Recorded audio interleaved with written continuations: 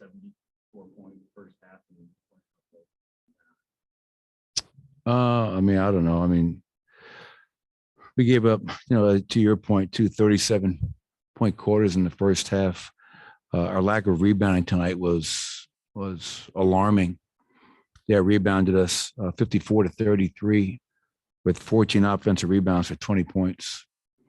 And you look at the paint points, 58, the second chance, 20, and then 19 in transition.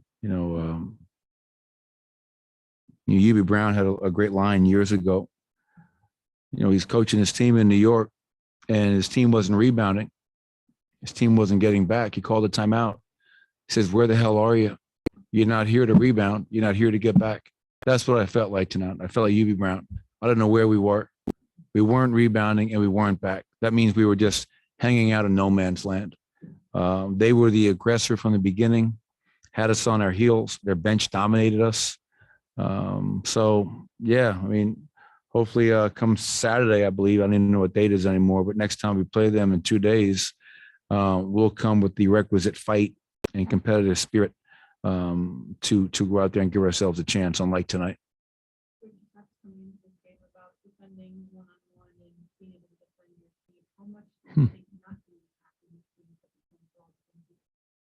Oh, that was a huge part of it. I mean, it was unofficially double-digit blow-bys for probably 20-plus points. Just sitting down guarding. I mean, whether it's DeJounte Murray, Derek White, but Lonnie Walker off the bench was a real difference maker in this game, attacking us.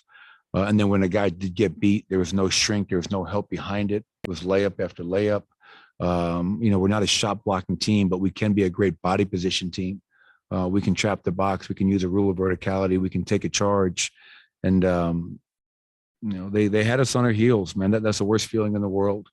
We made a couple of runs to try to get back in the game a little bit, but we just couldn't sustain anything. And so to your point, Katie, definitely the inability to guard the ball. That's where your defense starts. And if you can't contain it in the half court, you can't contain it in transition.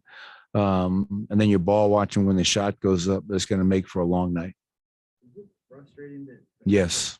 I know but the effort was seemingly there for the second half, but you needed the entire game. So you can't cite fatigue because the effort ended up showing.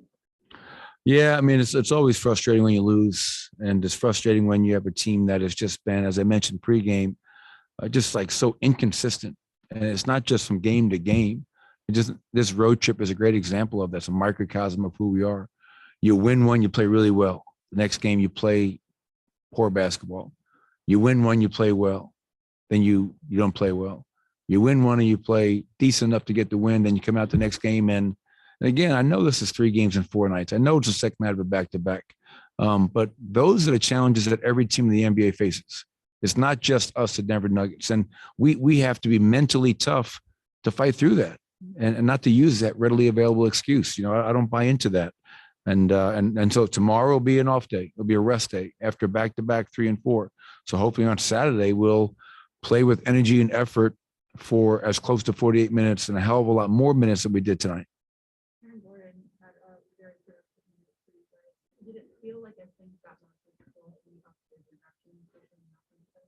Yeah, I mean, he was 9 for 12, 7 of 8 from the foul line. Everything he did from the beginning of the game throughout was to attack. I give him a lot of credit.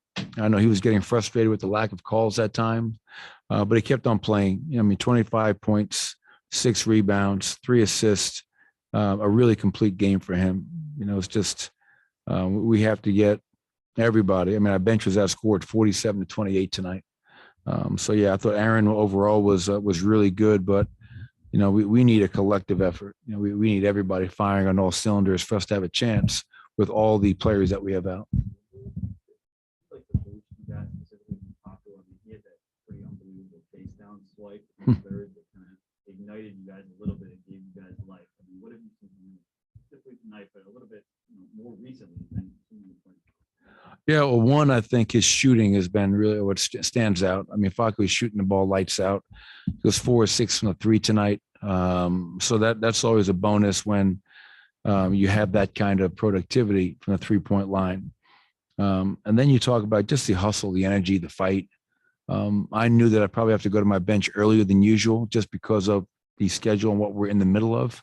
And when I put him in the game, you know that he's going to go out there and play hard and bring that juice, bring that energy. So, yeah, we just need that from everybody. I mean, like, it just can't be limited to one guy. It's starters have responsibility. That guys that come in off the bench have that responsibility. And again, you're not going to beat anybody giving up 123 points, 50 from the field, 15 threes, 20 on the glass, 19 in transition, and 58 in the paint. This was we did nothing well on the defensive end tonight, and that's why we lost.